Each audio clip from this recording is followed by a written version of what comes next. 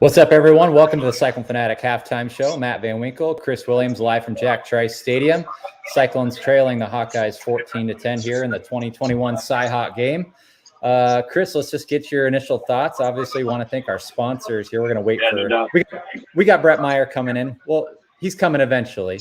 He's probably grabbing a beer after that first half or something.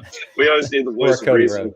We always need the voice of reason. Bret Meyer. Thanks to our good sponsors, of course, Karl Chevrolet. You saw the deal. They're Des Moines and Ames Eye Care for the whole family. They've been with us for a really long time now. Awesome people, great Cyclones. Eye Care, that's where you go. And then Nebraska Furniture Mart, another longtime sponsor. I'll tell you what, I feel a lot better after Iowa State chipped one in there. Well, they didn't really chip it in, Matt. They pushed it down the field. They're really a difference in tempo, I thought, for the Cyclones. In that final drive, where Brock I don't know, I think Brock kind of looked like himself, maybe for the first time this year. I think they really need to speed it up. I saw it on TV there. You could read Matt Campbell's lips. He said, we have to play fast. And that was my big critique, Matt, of the first half, where offensively, I thought they were playing so slow. On defense, that was a disappointing final drive that they gave up to Iowa. That's not something that you generally see out of Iowa State, but they're a better defensive team in the second half, so we'll see if that continues on. But nonetheless, from an Iowa State perspective, you turn it over. I think they missed a hold on that, but nonetheless, you have a turnover. Giving up what they did on that last drive, I with Iowa State getting the ball to start the third quarter, I feel fortunate to only be down by 4 at this point. But let's bring in Bret. I see Bret's here in the holding room. And Bret, Iowa State, man, they had a lot more tempo there on that final drive. Did they find something? Or is that just, hey, it's a 2-minute drill? I think it's just a scrambled 2-minute drill. I don't know how 17 didn't score. That might have been the slowest run after catch I've seen in a long time. But nonetheless, Brees knocked it in. But I think it's just a 2-minute drill. I mean, Iowa, this defense is so good. I mean, it's almost frustrating to play against. They're so good. They're so sound. And but to beat Iowa, you got to spread them out. I mean, that's the best chance. If you have 1-2 tight ends in the game, you're going to let them keep their personnel on the field if they want to. You're going to struggle. So I like that we moved the ball and we got the field goal. We spread them out. I would just go 11 personnel, 5 wide, get Charlie out wide, and just spread them out.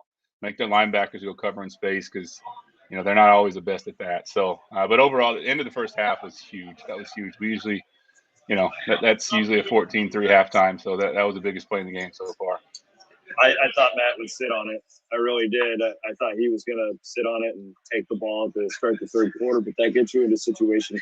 You really don't want to be behind this Iowa team by 2 scores, Brett, as we've seen so many times in this series history. They'll sit on the ball. They're content with the second drive. Yep, 100%. And that's I mean, I can't stress how big that end of the first half was. I mean, we've seen that go the other way so many times, whether when I was playing or just, even since then. But I mean, just for us to execute, I don't know if they kind of let their guard down, but our protection's been really strong. It's been really sound. There was, I think Brock had, he's on his second and third option still in the pocket, hadn't scrambled, and it was a good job by him just finding the open receiver. And I was hard on 17, but he made the play. He just liked to score on that because end of the half. But ultimately, he did get the points. Yeah, actually, just told somebody that I was going to jump out the window of the press box if they didn't punch it into 6 there. That would have been tough. Yeah. Okay, I got a couple more offensive questions, and I want to get to the defense. The offensive line play. You mentioned the protection. A couple of nice plays by John Wagner, 92, the Dowling Catholic kid. I was always known for the defensive line. They do have a few more questions this year. You mentioned the protection. What are you seeing push-wise for Brees Hall? 10 carries, 37 yards. He just missed breaking one that could have been an 80-yard run had he gotten loose. What do you think of the run game? Yeah, I saw the one he just broke. I think it's just that's how it's going to be against Iowa in this defense. I don't think it really matters what the personnel is, if they have NFL guys or not, young guys or not. Their scheme is just so sound. They're so well coached that, when you have plays like that where you have a chance to break it, you have to. So this is going to be a game, I think, in the fourth quarter, whoever's in the lead and whoever's probably have the time possession is going to wear the other team down, because I know it's hot and, it's going to stay hot. So, hopefully we can just kind of continue get that possession, coming out in the second half and just have a nice long drive, whether we get a field goal or a touchdown, just score at least flip field position and make them, go 90. So, but yeah, I mean, I think offensive line, I think we're doing okay. You'd like to have Brees averaging a little bit more than 3 yards per carry, but hopefully you can break one here.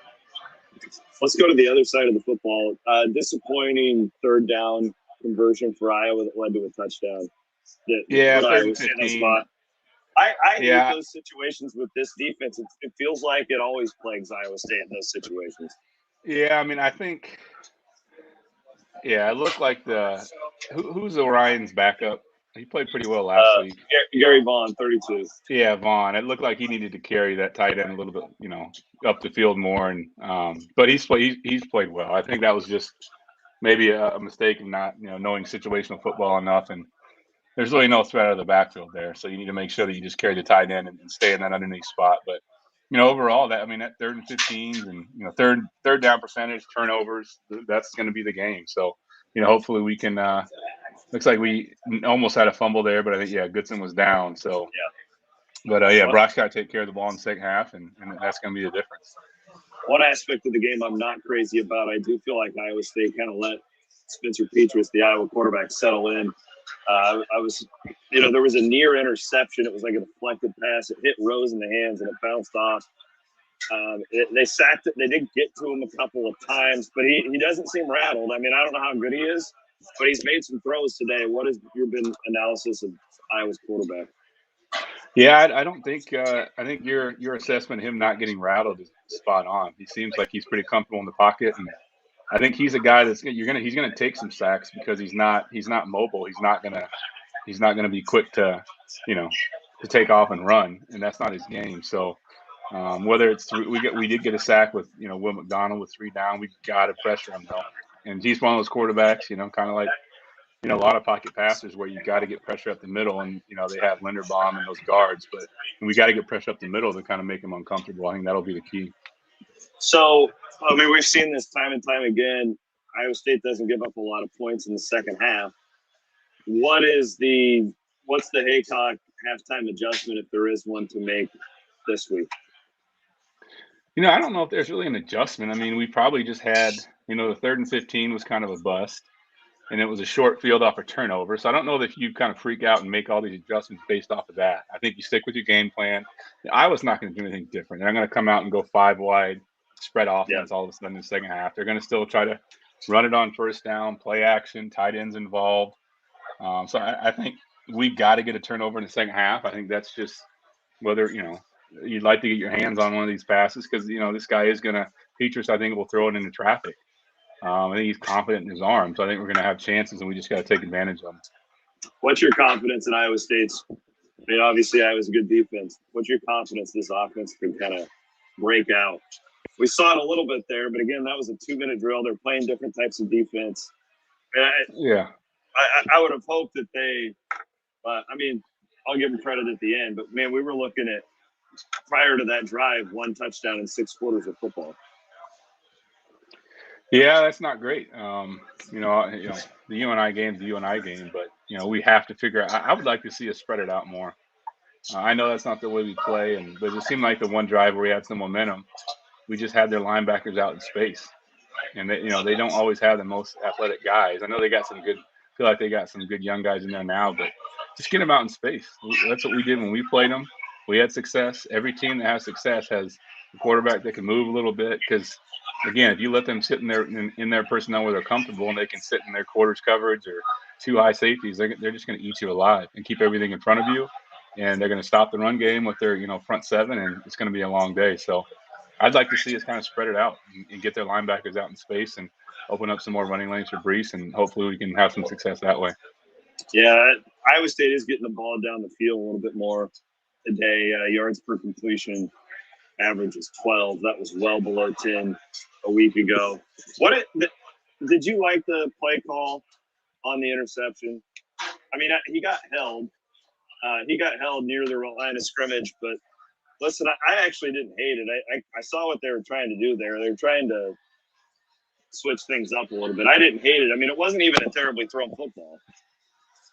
No, I mean, a lot of times when you come out like that, and it's probably a play you've worked on a lot, and it's a little bit different of a wrinkle, and you're really going to try to press. And I mean, I don't have a problem with it. These guys have shown that they know how to call it. Tom Manning's shown and kind of earned his stripes, and enough to where you don't second guess them. And they probably saw a look they liked versus that play, and it just didn't work out. All right, he's Bret Meyer. Thanks, Bret.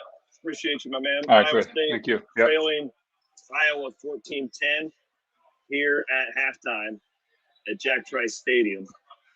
And we've got plenty more coming up later on tonight. Of course, I'll have instant reaction on the Cyclone Fanatic Podcast Network feed. Wherever you find your podcast, go check them out. And Jared Stansbury and Rob Gray will have post-game show featuring everything that was said by Matt Campbell after the game, injury reports, all of that good stuff. Thanks to our sponsors, Ames and Des Moines Eye Clinic, Eye Care for the whole family, Karl Chevrolet, and Nebraska Furniture Mart. For Bret Meyer, Matt Van Winkle, I'm Chris Williams signing off here from the press box at Jack Trice Stadium. At halftime, it's Hawkeyes 14, Cyclones 10.